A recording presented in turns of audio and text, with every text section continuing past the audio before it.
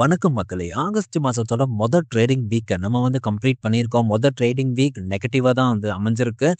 Trading வீக்குன்னு இல்லாம கடந்த 1 மாச ட்ரெண்டுன்னு நம்ம எடுத்து பார்த்தாலே, மார்க்கெட் ஒரு நெகட்டிவ் பெர்ஃபார்மன்ஸ் தான் குடுத்துட்டு இருக்கு. போன வாரம் இறுதியில் பார்க்கும்போது, பீக்ல இருந்து ஒரு 1000 பாயிண்ட்ஸ் வரைக்கான கரெக்ஷன நிஃப்டி 50 போஸ்ட் பண்ணியிருந்தது. இந்த நடந்து முடிஞ்ச வாரத்துல ஒரு 300 பாயிண்ட்ஸ் வரைக்கான ஒரு கரெக்ஷன குடுத்திருக்கு. ஓவராலா பீக்ல இருந்து ஒரு 1300 பாயிண்ட்ஸ் வரைக்கான ஒரு கரெக்ஷன பார்த்தீங்கன்னா, நிஃப்டி 50 போஸ்ட் பண்ணியிருக்கு. ஸோ வரக்கூடிய வாரத்திலும் இதே ஒரு ப்ரெஷர் தான் நம்ம மார்க்கெட்ல இருக்கும்னு நான் நினைக்கிறேன். ஸோ இப்போதைக்கு ட்ரெண்டுன்னு எடுத்து பார்த்தா, லைட்டா பார்த்தீங்கன்னா நம்ம மார்க்கெட்ட ஏத்துறாங்க. பட் உடனே அந்த வீக் இறுதியில திரும்ப மார்க்கெட்ட போட்டு அடிக்கிறாங்க. இதுதான் இப்போதைக்கு ட்ரெண்டா இருக்கு. பெரிய ஒரு வொலடைல் இல்ல.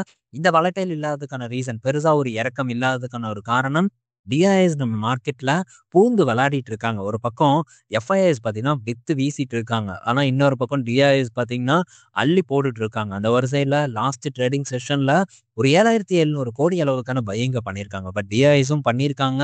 இருந்தும் நம்ம மார்க்கெட் பார்த்தீங்கன்னா ஒரு நெகட்டிவ் பெர்ஃபார்மன்ஸ் தான் குடுத்திருக்கு. ஸோ ஓவராலா எஃப்ஐஐஸ் பார்க்கும்போது கம்ப்ளீட்டா இந்த ஆகஸ்ட் மாசமும் நெகட்டிவா இருக்காங்க. 14,000 கோடிக்கு வித்திருக்காங்க. பட் கிட்டத்தட்ட டபுளுக்கும் மேல டிஐஎஸோட சப்போர்ட் நம்ம மார்க்கெட்ல இருந்துட்டு இருக்கு.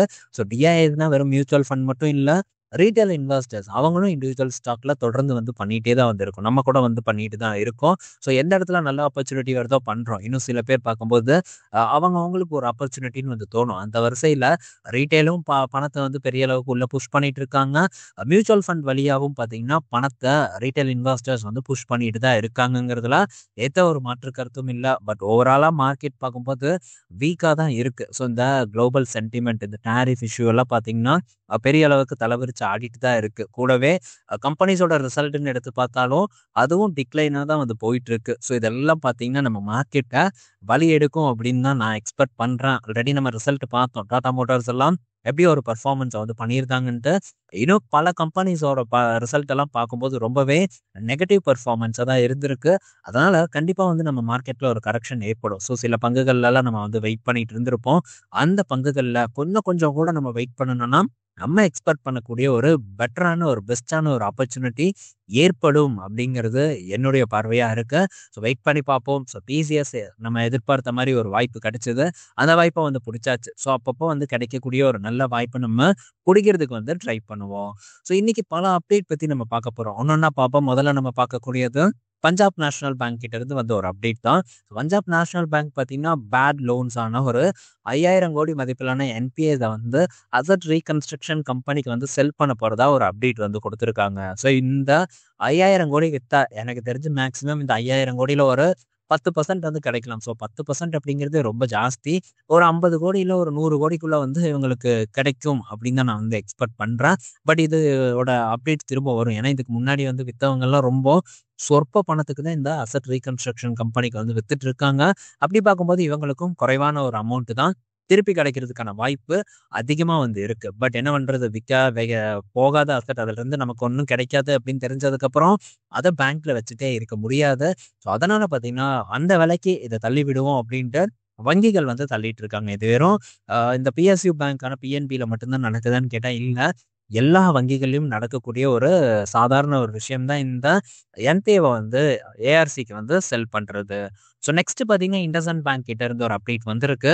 ஸோ இண்டஸ்இண்ட் பேங்கோட FY26 பிளானை பார்த்தீங்கன்னா கொடுத்துருக்காங்க. என்ன சொல்லியிருக்காங்கன்னா ரீட்டைல், அதுக்கப்புறம் எம்எஸ்எம்இ, அதுவும் செக்யூர்டான ஒரு இடத்துல தான் நாங்கள் கான்சென்ட்ரேட் பண்ண போறோம் அப்படிங்கிற ஒரு அப்டேட்டை இண்டஸ்இண்ட் பேங்க் தரப்புல இருந்து கொடுத்துருக்காங்க. ஸோ ஆல்ரெடி உங்களுக்கு ப்ரெஷர் பார்த்தீங்கன்னா மைக்ரோ ஃபினான்ஸ் ரீட்டைல தான் ப்ரெஷர் ஏற்பட்டிருக்கு. பட் இருந்தாலும் இந்த டைம் அவங்க செக்யூர்டு லோனை ஃபோக்கஸ் பண்ண போறதா சொல்லியிருக்காங்க. இது ஒரு நல்ல வழிமுறையாகவும் நான் பார்க்குறேன். முன்னாடியே பண்ணியிருக்கிறோம். பட் இப்போவாச்சும் பண்றாங்களேன்ட்டு நம்ம சந்தோஷப்பட்டுக்க வேண்டியதுதான். ஸோ ஏன் கார்ப்பரேட் லோன் பக்கம் எந்த பேங்க்கும் பெருசா கவனம் செலுத்த மாட்டேங்கிறாங்கன்னா, கூடவே நம்ம இதுக்கு முன்னாடி பார்த்தோம். Bank of Baroda, Canara bank 2 பேரும் சேர்ந்து 40,000 கோடிக்கு மேல இந்த கார்ப்பரேட் லோன் புக்கை வித்தாங்க. காரணம் கார்ப்பரேட் லோன் புக்கோட வரக்கூடிய வட்டி ரொம்ப கம்மியா இருக்கு. ஸோ அவங்களுக்கு ரொம்ப கம்மியான இடத்துல பாண்ட் மார்க்கெட்ல பணத்தை ரைஸ் பண்ண முடியுது. அதனால வங்கிகள்னால பெரிய அளவுக்கு கார்ப்பரேட் லோனை வரக்கூடிய குவார்ட்டர்ஸ்ல வந்து ஆட் பண்ண முடியாது அப்படிங்கிற ஒரு சூழ்நிலை தான் வந்து ஏற்பட்டிருக்கு. இதனால பேங்க்கும் பார்த்தீங்கன்னா, பெருசா நாங்க இதத்தான் ஃபோக்கஸ் பண்றோம் அப்படின்ட்டு முன் வந்து சொல்றாங்க.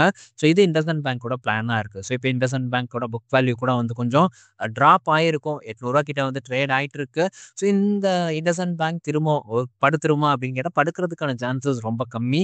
ஏன்னா இங்க பேக் பண்ணியிருக்கிறது ஒரு சப்போர்ட் இருக்கு. ப்ரமோட்டர் கிட்ட இருந்து ஒரு சப்போர்ட் பார்த்தீங்கன்னா, இண்டஸ்இண்ட் பேங்க்குக்கு டெஃபினட்டா வந்து கிடைக்கும். ஆல்ரெடி இந்த பங்கு ஒரு ரூ. 850 ரூ. 870 கிட்ட இருக்கும்போது, நான் வந்து இதுல ப்ராஃபிட் புக் பண்ணணும் அப்படின்னு நினைச்சேன். ஆனா, எனக்கு அந்த ஆப்பர்ச்சுனிட்டி கிடைக்கல. நான் என்னைக்கு புக் பண்ணணும்னு சொல்லி வாய மூடுனனோ, நம்ம வாய் முகூர்த்தத்துக்கு இந்த பங்கு பார்த்தீங்கன்னா, தொடர்ந்து வந்து இறங்கிருச்சு. இதுவே நான் ப்ராஃபிட் புக் பண்ணியிருந்தேன்னா, இது தொடர்ந்து இன்னும் பிச்சுக்கிட்டு கூட மேல ஏறியிருக்கும். ஆனா, நம்ம சூழ்நிலை இப்படி இருக்கு. பட் நெக்ஸ்ட் டைம் வந்து திரும்ப நான் எக்ஸ்பெக்ட் பண்ணக்கூடிய ரேஞ்ச், அதாவது ஒரு 900ங்கிறத நான் எக்ஸ்பெக்ட் பண்றேன். அங்க வித்தா ஓரளவு நல்ல ஒரு ப்ராஃபிட் கிடைக்கும்னு சொல்லிட்டு வெயிட் பண்ணா, கடைசியில நமக்கு ஏமாற்றத்த குடுத்துருச்சு. திரும்ப வரும்னு தான் நான் எக்ஸ்பெக்ட் பண்றேன். வரும்போது கண்டிப்பா பார்த்தீங்கன்னா, இந்த இடத்துல இருந்து எக்ஸிட் ஆகுறதுக்கு நான் ட்ரை பண்ணுவேன். பண்ணும்போது அந்த அப்டேட் உங்க கூட நான் டெஃபினட்டா வந்து ஷேர் பண்றேன். அடுத்தது இந்த புக் வேல்யூ பற்றியான ஒரு கன்சர்ன் இருக்கு. பலரும் பார்த்தீங்கன்னா, இன்னுமே வந்து இந்த புக் வேல்யூவ பேஸ் பண்ணி தொடர்ந்து வந்து இன்வெஸ்ட்மென்ட் பண்ணிட்டு இருக்காங்க. இண்டஸ்இண்ட் பேங்க்ல ஃபீல் பண்ணியிருப்பீங்க. புக் வேல்யூ, இந்த பிஇ ரேஷியோ இது எல்லாமே பார்த்தீங்கன்னா, அப்படியே வந்து மாற்றத்துக்கு உண்டானது. அப்படியே பார்த்தீங்கன்னா, இதே ஒரு லோ புக் வேல்யூல இருக்கும். அதே மாரி லோ பிஇல ஒரு ஸ்டாக் இருக்கும் அப்படின்ட்டு நம்ம எதிர்பார்க்கவே கூடாது. இப்ப இண்டஸ்இண்ட் பேங்கோட புக் வேல்யூ வந்து டிராப் ஆனதுக்கான ஒரு மெயின் ரீசன் அப்படின்னு நம்ம எடுத்து பார்த்தோம்னா, இவங்க கிட்ட இருந்து ஒரு பெரிய டெரிவேட்டிவ் லாஸ் இருந்தது. கிட்டத்தட்ட ஒரு 2000 கோடிக்கு மேல. அது போக இந்த அ இன்ட்ரஸ்ட் இன்கம்ல ஒரு குளறுபடி. இதெல்லாம் சேர்த்து ஒரு பெரிய இம்பாக்ட்ட இண்டஸ்இண்ட் பேங்க்ல வந்து ஏற்படுத்தியிருக்கு. அதனால பார்த்தீங்கன்னா, உங்களுடைய புக் வேல்யூ கம்மியா இருக்கு. புக் வேல்யூ எப்படி குறையுங்கிற ஒரு கொஸ்டின் இருக்கும். அசெட் இந்த லோன் குடுக்குறதெல்லாம் வந்து ஒரு அசெட் தான். அந்த அசெட் எல்லாம் ரைட் ஆஃப் பண்ணும்போது, அந்த அசெட் வராக்கடனா மாறும்போது, பேங்க்ல பார்த்தீங்கன்னா, அவங்களுடைய புக் வேல்யூ வந்து டிராப் ஆகுறதுக்கான வாய்ப்பு தான் ரொம்ப வந்து அதிகமா இருக்கு. அந்த வரிசையில தான் இதோட புக் வேல்யூ இப்ப டிராப் ஆயிருக்கு. பலரும் கண்மூடித்தனமா புக் வேல்யூவ பார்த்து வங்கி பங்குகள்ல முதலீடு பண்ற ஒரு வழக்கத்த இன்னும் வந்து கடைப்பிடிச்சுட்டு தான் இருக்காங்க. நம்ம பிஇ ரேஷியோக்காக பலமுறை வந்து எக்ஸ்பிளைன் பண்ணியிருக்கோம். அது வந்து ஒண்ணு நம்ம இந்த ஓஎம்சி கம்பெனிஸ வச்சு எக்ஸ்பிளைன் பண்ணோம். அதுல பழைய நண்பர்களுக்கு ஞாபகம் இருக்கும்னு நான் நினைக்கிறேன். அதுக்கப்புறம் பார்த்தீங்கன்னா, டாடா மோட்டார்ஸ் வச்சு கூட நம்ம பலமுறை வந்து எக்ஸ்பிளைன் பண்ணியிருக்கோம். பிஇ ரேஷியோ பார்த்து விலகக்கூடாதுன்னு. அதே மாரி நம்ம புக் வேல்யூக்கு கூட ஒருக்கா நம்ம டிஸ்கஸ் பண்ணோம். அது வந்து ரேடியல் ஆப்ஷன் குளோபல் சேனல்ல வந்து ஒரு வீடியோ நான் போஸ்ட் பண்ணியிருப்பேன். புக் வேல்யூ மட்டும் போதுமான்ட்டு. ஒரு 6 மாசத்துக்கு மேல இருக்கும் அந்த வீடியோ நம்ம போஸ்ட் பண்ணி. அதுல மெயினா மென்ஷன் பண்ணதே கர்நாடகா பேங்க். இப்ப பெரும்பாலும் அந்த கர்நாடகா பேங்க்ல போய் பலரும் விழுவதற்கான ஒரு காரணம், ரொம்ப சீப்பா இருக்கு. அது தொடர்ந்து ஏற்றத்த குடுக்கும் அப்படிங்கிற ஒரு எதிர்பார்ப்ப வந்து வச்சுட்டு இருக்காங்க. பட் புக் வேல்யூ நிலையானது இல்ல அப்படிங்கிறத தயவு செஞ்சு நீங்க புரிஞ்சுக்கணுங்கிறதுக்காக தான் தொடர்ந்து பார்த்தீங்கன்னா, இத பத்தி நான் டிஸ்கஸ் பண்ணிட்டே வந்துட்டு இருக்கேன். இது ரூ. 230 கிட்ட இருக்கும்போதிலிருந்து பலரும் பார்த்தீங்கன்னா, தொடர்ந்து இத கன்சிடர் பண்ணிட்டு தான் வந்துட்டு இருக்காங்க. ஒவ்வொருத்தவங்க ஒவ்வொரு ரேட்ல கன்சிடர் பண்ணியிருப்பாங்க. இதுல பீக்ல வாங்குனவங்க டெஃபினட்டா வந்து மாட்டியிருப்பாங்க. இப்போ திரும்ப பார்த்தீங்கன்னா, பழைய லோக்கு வருது. ஆல்ரெடி நம்ம 1 வாரத்துக்கு முன்னாடி டிஸ்கஸ் பண்ணோம். இந்த 160ங்கிறது ஒரு நல்ல குரூஷியலான ஒரு சப்போர்ட். மேபி ஸ்விங் பண்றதுக்கான ஒரு ஆப்பர்ச்சுனிட்டி நமக்கு கர்நாடகா பேங்க்ல அந்த இடத்துல ஏற்படலாம். ஆனா, லாங் டெர்ம்க்கு அக்யூமுலேட் பண்றதுக்கான ஒரு சான்ஸ் இருக்குமான்னு கேட்டா, என்ன பொறுத்தவரைக்கும் இந்த கர்நாடகா பேங்க்லலாம் இப்போதைக்கு வந்து கிடையவே கிடையாது. சில பேங்க்குக்கெல்லாம் இவ்வளவுதான் குடுக்கணும் அப்படின்னு இருக்கும். அந்த ரேட் வந்தா தான் குடுக்கணும்னு இருக்கும். அந்த மாரியான பேங்க் தான் இந்த மாரியான சிறிய வங்கி பங்குகள். சிறிய வங்கி பங்குகள் மதிப்பீடு கம்மியா இருக்குன்ட்டு நம்ம பண்ண முடியாது. ஏன்னா, இப்ப வாங்கிட்டு திரும்ப வந்து இறங்கிருச்சு அப்படின்னா, ரூ. 40க்கும் பார்த்தீங்கன்னா, இது சீப்பா தான் இருந்தது அப்படிங்கிற ஒரு ஆர்குமென்ட் வரும். பட் இதே டைம்ல இந்தியன் பேங்க் பார்த்தீங்கன்னா, அதே ஒரு ரூ. 40 கிட்ட இருந்தது. இந்த பேங்க் இன்னைக்கு ரேட் படி வெறும் ரூ. 170 கிட்ட பார்த்தீங்கன்னா, இந்த பேங்க் இருந்துட்டு வந்துட்டு இருக்கு. பட் இந்தியன் பேங்க் இதே சூழ்நிலையில ரூ. 40 கிட்ட இருந்து ரூ. 600 வரைக்கும் போயிருக்கு. பலரும் பிஎஸ்யு பேங்க்க வந்து வெறுத்து ஒதுக்குறாங்க. ஏன்னா, அந்த இடத்துல வந்து கார்ப்பரேட்டுக்கு அம்பானிக்கு கடன் குடுத்து பேங்க் இழுத்து மூடிருவான் அப்படிங்கிற ஒரு மைண்ட் செட் வந்து பலருக்கும் இருந்துட்டு வந்துட்டு இருக்கு. பட் அம்பானிக்கு மட்டும் வந்து இப்படி ஓடமாட்டான். ரீட்டெய்லர்ஸும் பார்த்தீங்கன்னா ஓடுவாங்க. யார் ஓடுனாலும் பணத்த தூக்கிட்டு ஓடுனாலும் பேங்க்குக்கு நஷ்டம் தான். ஆனா, அந்த பேங்க்கால அத சமாளிக்க முடியுமா அப்படிங்கிறத நம்ம கண்டிப்பா வந்து பார்க்கணும். இண்டஸ்இண்ட் பேங்க்ல ஏற்பட்ட மாரியான ஒரு பெரிய ப்ராப்ளம் மற்ற சின்ன பேங்க்ல ஏற்பட்டதுன்னா, அந்த பேங்க்கால டெஃபினட்டா வந்து தாங்கவே முடியாது. இண்டஸ்இண்ட் பேங்க்க பேக் பண்றதுக்கு ஒரு ஆள் இருக்காங்க. இந்த பேங்க்கெல்லாம் பேக் பண்றதுக்கு யாராச்சும் இருக்காங்களாங்கிறத உங்க கேள்விய நீங்களே வந்து கேட்டுக்கோங்க. அதுக்கப்புறம் வாங்குவதும், வாங்காமல் இருப்பதும் உங்களுடைய விருப்பம். பட் புக் வேல்யூ மட்டும் பார்த்து இன்வெஸ்ட்மென்ட் பண்ற ஒரு மெத்தட் பார்த்தீங்கன்னா, ஒரு தவறான ஒரு மெத்தட் அப்படிங்கிறத திரும்ப வந்து சொல்றதுக்கு நான் கடமைப்பட்டிருக்கேன். இன்னைக்கு கூட கமெண்ட் செக்ஷன்ல ஒரு கமெண்ட்ட பார்த்தேன். அதுல என்ன இருந்ததுன்னா, அது வேற ஏதோ ஒரு ஸ்டாக்கு. அந்த ஸ்டாக் பார்த்தீங்கன்னா, ஒரு ஃபினான்ஷியல் ஸ்டாக் இல்ல. ஸோ அதுக்கு வந்து ஒரு நண்பர் வந்து, "இது கீழ இறங்கிட்டு இருக்கு. இப்ப நான் என்ன பண்றது?" அப்படின்னு போட்டிருந்தாரு. அதுக்கு இன்னொரு நண்பர் என்ன போட்டிருக்காருன்னா, "புக் வேல்யூ பாருங்க பிரைஸ் கிட்ட தான் இருக்கு. அதனால இதுக்கப்புறம் வந்து பெருசா இதாகாது" அப்படின்ட்டு. ஸோ எங்கெங்கெல்லாம் புக் வேல்யூவ யூஸ் பண்றாங்கங்கிறது நமக்கு வந்து கிளீனா வந்து தெரியுது கமெண்ட் செக்ஷன பார்க்கும்போது. ஸோ ஜஸ்ட் இந்த எல்லாமே நம்ம அனாலிசிஸ் பண்ணிட்டு, ஸோ அதுக்கப்புறம் தான் இந்த வேல்யூவேஷன நம்ம பார்க்கணும். பிஇ ரேஷியோ அதுக்கப்புறம் இந்த புக் வேல்யூ இதெல்லாம் பார்க்கணும். நான் டாடா மோட்டார்ஸ கன்சிடர் பண்ணும்போது பிஇ ரேஷியோவே இல்ல. லாஸ் மேக்கிங் கம்பெனியா இருந்தது. அப்ப நான் ஃபோக்கஸ் பண்ணேன். ஆனா பலரும் வந்து இந்த டாடா மோட்டார்ஸ ஃபோக்கஸ் பண்ணது, அது ரொம்ப நல்லா கொடிகட்டி பறந்துட்டு இருக்கும்போது 10,000 கோடி, 14,000 கோடி லாபம் பண்ணும்போது அந்த டாடா மோட்டார்ஸ வந்து ஃபோக்கஸ் பண்ணாங்க. இவ்வளவுதான் டிஃபரண்ட். ஸோ அண்டர் பெர்ஃபார்ம் பண்ணும்போது தான் நம்ம வந்து ஒரு பங்க வந்து புடிக்கணும். அந்த இடத்துல வந்து ஒரு கன்விக்ஷன் நம்ம ஏற்படுத்தணும் அப்படிங்கிறது என்னுடைய ஒரு நோக்கமா இருக்கு. ஸோ அத நான் தொடர்ந்து வந்து இந்த இடத்துல டிஸ்கஸ் பண்ணிட்டே இருக்கேன். மேபி அது சில பேருக்கு வந்து பிடிக்காமல் இருக்கலாம். பட் என்னுடைய நண்பர்கள் யாரும் இந்த மாரி போய் மாட்டிக்க கூடாது அப்படிங்கிறதுக்காக தான் இவ்வளோ தூரம் தொடர்ந்து வந்து இந்த சின்ன பேங்க்ல கேர்ஃபுல்லா இருங்கங்கிறத உணர்த்திட்டே வந்துட்டு இருக்கேன். ஸோ மேலும் பார்த்தீங்கன்னா, திரும்ப திரும்ப வந்து இந்த இந்த பேங்க பத்தி கேட்கும்போது, கண்டிப்பா இதே விஷயத்த நான் திரும்ப திரும்ப சொல்லுவேன். அதுல எந்தவித மாற்று கருத்தும் இல்ல. ஸோ அடுத்தது அப்படின்னு பார்க்கும்போது பிஇஎம்எல் கிட்ட இருந்து ஒரு அப்டேட் வந்திருக்கு. ஸோ பிஇஎம்எல்க்கு பார்த்தீங்கன்னா, மலேசியால இருந்து ஒரு ஆர்டர் வந்து கிடைச்சிருக்கு. ஒரு $1,000,000 மதிப்பிலான ஒரு மெட்ரோ ரயில் ப்ராஜெக்ட் பார்த்தீங்கன்னா, இந்த பிஇஎம்எல் வின் பண்ணியிருக்காங்க. இது பிஇஎம்எல்ல பொறுத்தவரைக்கும் ஒரு பாசிட்டிவ் நியூஸா இருக்கு. அடுத்தது அதானி பவர் கிட்ட இருந்து ஒரு அப்டேட் வந்திருக்கு. ஸோ பீகார்ல பார்த்தீங்கன்னா, ஒரு பவர் ப்ராஜெக்ட்ட வின் பண்ணியிருக்காங்க. $3 பில்லியன் மதிப்பிலான ஒரு ப்ராஜெக்ட், ஒரு பவர் பிளான்ட்ட வந்து செட்டப் பண்ணி, அதுல வந்து பவர் ஜெனரேட் பண்றதுக்கான ஒரு ஆர்டர வந்து இவங்க வின் பண்ணியிருக்காங்க. இது அதானி பவருக்கு ஒரு பாசிட்டிவ் நியூஸ். அடுத்தது பவர் செக்டார் அப்படின்னாலே நம்ம தல தான் என்டிபிசி. ஸோ என்டிபிசி மட்டும் சும்மாவா? கொக்கா அப்படின்னு பார்த்தா இல்ல. ஸோ என்டிபிசி பார்த்தீங்கன்னா, ஒரு 80,000 கோடி பார்த்தீங்கன்னா, தெலங்கானால இன்வெஸ்ட்மென்ட் பண்றதுக்கு தயாரா இருக்காங்கன்னு சொல்லியிருக்காங்க. ஸோ அத பற்றி அந்த தெலங்கானாவோட சிஎம் பார்த்தீங்கன்னா, பப்ளிக்கா வந்து பேசியிருக்காரு. ஸோ விரைவில் பார்த்தீங்கன்னா, என்டிபிசி ரெனியூவபிள் புஷ்ஷா தெலங்கானால வந்து இன்வெஸ்ட்மென்ட் பண்றதுக்கான சான்சஸ் வந்து ரொம்ப அதிகமா இருக்கு.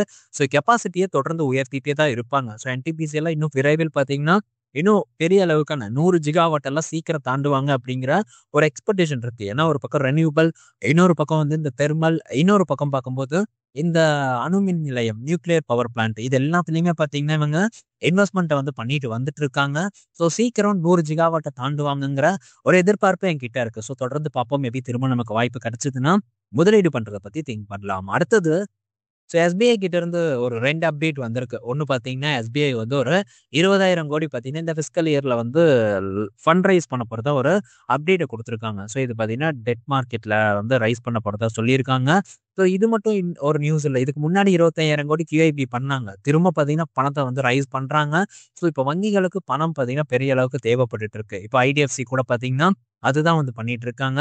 ஸோ நம்ம பார்த்தோம். ஒரு 2,000, 2,500 கோடி, ஒரு 7,500 கோடி அளவுக்கு ஃபண்ட் ரைசிங் நடந்துட்டு இருக்கு. ஸோ அதே தான் இங்கேயும் நடந்துட்டு இருக்கு. எல்லா வங்கிகள்லயும் நடந்துட்டு இருக்கிறத நம்மளால பார்க்க முடியுது. இன்னொரு செய்தி என்னன்னா, அவங்களுடைய ஜெனரல் இன்சூரன்ஸ் அதுக்கப்புறம் மியூச்சுவல் ஃபண்ட் பிசினஸ் இது 2யுமே பார்த்தீங்கன்னா, ஐபிஓல கொண்டு வரதுக்கான ஒரு பிளான் இருக்கிறதா சொல்லியிருக்காங்க. பட் இப்போதைக்கு டைம்லைன் எல்லாம் வந்து சொல்லல. பட் விரைவில் பார்த்தீங்கன்னா, இந்த 2 நிறுவனங்களையும் தனியா லிஸ்ட் பண்றதுக்கான ஒரு முயற்சியில எஸ்பிஐ இருக்கு அப்படிங்கிறது நமக்கு இந்த செய்தி மூலியமா தெரிய வந்திருக்கு. ஸோ மார்க்கெட் கண்டிஷன பார்த்துட்டு, அதுக்கப்புறமா இந்த ஐபிஓ லான்ச் ஆகும் அப்படின்னு நம்ம எக்ஸ்பெக்ட் பண்ணலாம். ஸோ அடுத்தது பார்த்தீங்கன்னா, இப்போ ரீசென்ட்டா பார்த்தீங்கன்னா, ஐசிஐசிஐ பேங்க் வந்து ரூ. 50,000 வந்து மினிமம் மெயின்டனன்ஸ் பேலன்ஸா மந்த்லி பேலன்ஸா வைக்கணும் அப்படின்னு வந்து சொன்னது, ஒரு பெரிய அளவுக்கு பேசும் பொருளா ஆயிட்டு வந்துட்டு இருக்கு. ஒரு நண்பர் கூட கேட்டிருந்தாரு. இதனால ஐசிஐசிஐ பேங்க் வீழ்ச்சி அடையுமாட்டு இதெல்லாம் பெரிய ஒரு இம்பாக்ட்டா ஐசிஐசிஐ பேங்க்ல வந்து ஏற்படுத்தாது. மேபி மார்க்கெட்ல போட்டு அடிச்சாலும் அடிக்கலாம். பெருசா அடிக்கிறதுக்கான வாய்ப்பு ரொம்ப வந்து கம்மி. ஆனா இந்த ரூ. 50,000 மாசம் வைக்கணுங்கிறது தேவையில்லாத ஒரு ஆணி அப்படின்னு தான் நான் பார்க்குறேன்.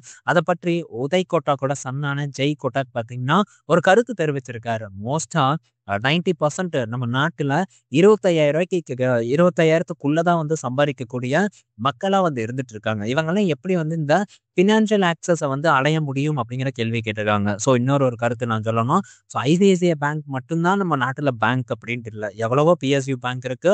எவ்வளவோ பிரைவேட் பேங்க் இருக்கு. நல்ல ஒரு விலையில வந்து அக்கவுண்ட் பேலன்ஸ் வந்து கம்மியா இல்ல, 0ல கூட வைக்கிற மாரியான அக்கவுண்ட்ஸ் எல்லாம் வந்து நெறைய இருக்கு. அதனால பெருசா வந்து இந்த ஐசிஐசிஐக்கு வந்து பில்டப் பண்ண வேண்டாங்கிறது என்னுடைய கருத்து. நமக்கு புடிச்சா நமக்கு கட்டுப்படி ஆச்சுன்னா, அந்த பேங்க்ல அக்கவுண்ட் ஓப்பன் பண்ணலாம். அப்படி ஒண்ணும் அவன் சர்வீஸ தூக்கி வாரி வழங்குறதில்ல. ரூ. 50,000 குடுத்து அவனோட அக்கவுண்ட்ட நம்ம ஓப்பன் பண்ணணுங்கிற எந்த ஒரு அவசியமும் இல்ல. ஸோ நமக்கு எது கன்வீனியன்ட்டா இருக்கோ, எது நமக்கு ஒத்து போகுதோ, அது கூட போறது தான் சிறந்த ஒரு தனம். அப்படிதான் நம்ம மக்களும் போவாங்களே தவிர, 50,000 குடுத்து எனக்கு ஐசிஐசிஐ தான் வேணும் அப்படின்ட்டு யாரும் போமாட்டாங்க அப்படிங்கிறது என்னுடைய ஒரு கருத்தா இருக்கு. ஸோ இந்த கருத்து நீங்களும் உடன்படுவீங்க அப்படின்னு நான் நினைக்கிறேன். ஸோ இந்த வீடியோல நம்ம பல இன்ஃபர்மேஷன் பத்தி டிஸ்கஸ் பண்ணியிருப்போம். குறிப்பா புக் வேல்யூவ பத்தி நம்ம டிஸ்கஸ் பண்ணியிருப்போம். பி ரேஷியோவ பத்தி எல்லாம் டிஸ்கஸ் பண்ணியிருப்போம். இது உங்களுக்கு பயனுள்ளதா இருக்கும் அப்படின்னு நான் நினைக்கிறேன். ஸோ சண்டே யூஸ்ஃபுல்லா ஒரு விஷயத்த நம்ம பார்த்திருப்போம் அப்படிங்கிற ஒரு அ தாட்டும் என்கிட்ட இருக்கு. ஸோ பயனுள்ளதா இருக்கும்னு நான் நினைக்கிறேன். நாளைக்கு நம்ம இன்னொரு ஒரு வீடியோல மீட் பண்ணுவோம். பாய் மக்களே!